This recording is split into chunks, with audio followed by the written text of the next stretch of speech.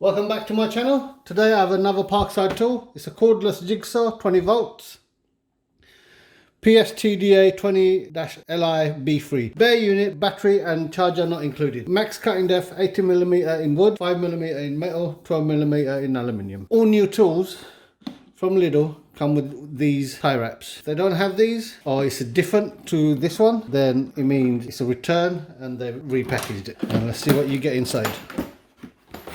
Okay, so you got your manual over here, normal standard manual, just in different languages. Doesn't tell you much.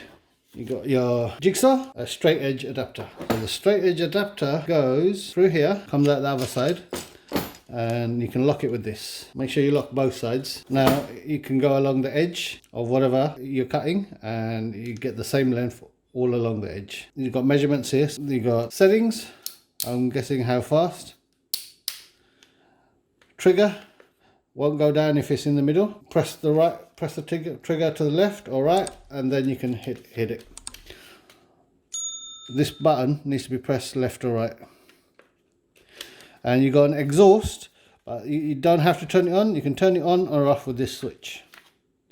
And you got an Allen key. This also comes up, the guard, so you can see the blade.